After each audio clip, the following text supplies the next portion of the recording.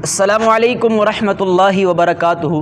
معزز خواتین و حضرات، پیش خدمت ہے کلپ نمبر 21۔ باقی رہ گئی یا ساریت الجبل، وہ بھی روایت ضعیف ہے حضرت عمر سے متعلق۔ صحیح بخاری میں حضرت عمر کہتے ہیں۔ تو سامعین کرام، اس کلپ کے اندر آپ نے حدیث سنی یا ساریت الجبل والی۔ دراصل یہ جو حدیث ہے یہ کرامت کے ثبوت کے بارے میں واضح دلیل ہے، صرف متاخرین نے نہیں بلکہ متقدمین نے بھی اس کو دلیل بنایا ہے۔ لیکن مرزا صاحب کے نزدیک چونکہ جو کرامت ہوتی ہے وہ صرف دعا بندہ کرے تو قبول ہو جائے، یہ کرامت ہے، باقی کوئی چیز کرامت نہیں ہے۔ تو لہٰذا اس حدیث کو انہوں نے ضعیف کہہ دیا اور ٹھکرا دیا۔ اور اب ہم ثابت کریں گے وہ محدث اعظم جس کو مرزا صاحب محدث اعظم کہتے ہیں، بخاری وقت کہتے ہیں، اٹ مین شیخ ناصر الدین البانی، سعودی عرب کے محدث اعظم شیخ محمد ناصر الدین البانی رحمۃ اللہ علیہ المتوفی 1420 ہجری، جو 2 اکتوبر 1999 کو ان کی ڈیتھ ہوئی۔ 75 ایئر تک انہوں نے احادیث پر ریسرچ کی اور تمام علماء عرب نے یہ چیز یونینیمسلی ایگریڈ کی کہ وہ اس دور کے امام بخاری تھے۔ اور وہابی آدمی، تو اس آدمی نے اس کو صحیح حدیث کہا، میں پہلے بھی ثابت کر چکا ہوں، آڈیو کلپ اس کا موجود ہے، یہ آپ سن سکتے ہیں۔ يعني بالنسبة لحديث يا سارية الجبل حديث موقوف كما جاء يعني في الصحيح، فيعني كيف ورد في الصحيح؟ لشهرته على ألسنة الناس، أليس هذا مما يفيد الناس أنه حديث موقوف لكن إسناده صحيح؟ نعم۔ اور اسی طرح ایک مشہور کتاب ہے اس کی سلسلہ احادیث صحیحہ، اس کتاب کے اندر بھی اس نے واضح لکھا کہ یہ کرامت ہے حضرت عمر کی، اور ثابت بھی ہے، صحیح بھی ہے، اللہ نے ان کو نوازا ہے۔ لیکن مرزا صاحب اس کے ساتھ ساتھ ایک اور بات بھی کرتے ہیں، وہ کہتے ہیں اس حدیث میں ایک راوی ہے ابن عجلان جو کہ مدلس ہے، اور مدلس بھی وہ ان سے روایت کر رہا ہے۔ جب مدلس ان سے روایت کرے تو اس کی روایت قبول نہیں ہوتی مگر یہ کہ سما کی تصریح کر دیں۔ اس حدیث میں محمد بن عجلان ایک راوی ہے، وہ مدلس ہے اور ان سے روایت کر رہے ہیں، اور صحیح مسلم یہ پیک رول موجود ہے کہ مدلس کی ان والی روایت ضعیف ہوتی ہے جب تک وہ بتا نہ دے کہ اس نے یہ حدیث کس سے سنی ہے۔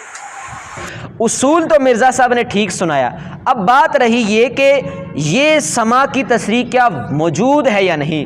مرزا صاحب تو بالکل اندھے آدمی ہیں، ان کو کوئی سما کی تصریح نظر نہیں آئی، لہٰذا سیدھا سیدھا انہوں نے اس کو ضعیف کہہ دیا ہے۔ اب آئیے آپ کو بتاتے ہیں کہ اس کی تصریح موجود ہے سما کی یا نہیں۔ یہ دلائل النبوہ کتاب ہے، اس کے اندر حدیث بیان کرنے کے بعد امام بیہقی نے کہا قال ابن عجلان حدثنا ایاس، یہ سارے فلاں فلاں یہ راویوں کو ذکر کیا، حدثنا جیسے مضبوط صیغے کے ساتھ سما کی تصریح موجود ہے، حضرت ابن عجلان نے اس کو کلیئر کر دیا۔ اب معزز خواتین و حضرات، سوال یہ ہے کہ جب یہ دونوں چیزیں محدث اعظم نے اس کو صحیح بھی کہا اور سما کی تصریح بھی مل گئی، یہ دونوں چیزیں مرزا کی عدالت میں ہم رکھتے ہیں اور پوچھتے ہیں کہ بتا یہ جو دونوں چیزیں ہیں جس کا آپ مطالبہ کر رہے تھے یہ تو مل گئی ہیں، کیا اب آپ اس حدیث کو صحیح ماننے کے لیے تیار ہیں؟ لیکن نہیں، سمعنا وعصینا، وہ ہمیشہ اس چیز کا مصداق رہتے ہیں اور انکار ہی کرتے رہتے ہیں، کیونکہ ان کا موقف یہی ہے کہ صرف دعا کرامت ہے، باقی کوئی چیز کرامت ہی نہیں ہے۔ تو لہٰذا وہ کہتے ہیں کہ وہ جو محدث اعظم ہے نا البانی، وہ جو بخاری وقت ہے، اس نے جو اس حدیث کو صحیح کہا، اس نے صحیح کہنے میں غلطی کی، منہج میں اس کے اجتہاد میں خطا ہے، غلطی ہے، اس کو بھی اس نے نہیں چھوڑا کیونکہ حدیث آ گئی ہے اپنی طبیعت کے خلاف۔ یہ دیکھیے آپ اس کا رویہ، ہم آپ کو یہاں تک ہی لے کر آ سکتے تھے۔ اور اپنی اجتہادی غلطی کی وجہ سے، منہج کی خرابی کی وجہ سے جو حدیث پہ حکم لگانے کا ہے، شیخ البانی نے بھی اس روایت کو حسن کہا، حالانکہ یہ پکی ڈھکی ضعیف روایت ہے۔ معزز خواتین و حضرات، آپ کو بتانا یہ تھا کہ ایک طرف یہ صحیح حدیث ہے جس کو محدث اعظم نے بھی صحیح کہا، اور دوسری طرف وہ جھوٹی بات، ایک جھوٹا واقعہ جو فوائد السالکین میں ہے، چشتی رسول اللہ والا، وہ جس کو بار بار علماء جس بارے میں تصریح دے چکے ہیں، نہیں یہ ہماری عبارت، یہ الحاقی عبارت ہے، یہ ملا دی گئی ہے، اس کتاب سے اس کا کوئی تعلق نہیں ہے، بار بار اس کو جھٹلا رہے ہیں۔ اس جھوٹے واقعے کو لے کر مسلمانوں کو یہ آر دلا رہا ہے کہ تم نے جو ہے تمہارے بابوں نے یہ جو کہ کلمہ پڑھایا ہے، تمہارے بابوں نے جو ہے ختم نبوت پر ڈھاکہ مارا ہے، اور حالانکہ اس عبارت کو وہ جھوٹا جو ہے کلیئر کر چکے ہیں۔ ایک طرف سچا واقعہ اس کو یہ ماننے کے لیے تیار نہیں، دوسرا ایک جھوٹا واقعہ ہے اس کو ماننے کے لیے تیار ہے، اور مسلمانوں میں فرقہ واریت کو فروغ دینا چاہتا ہے۔ اب آپ خود اندازہ لگائے کہ اس آدمی کو صحت اور ذوف سے کوئی سروکار نہیں ہے، صرف اور صرف یہ آگ اور فتنہ کے پھیلانے میں مصروف ہے، اور اس کو کسی نے بر صغیر میں چھوڑ دیا ہے اور اسی مقصد کے لیے چھوڑا ہوا ہے۔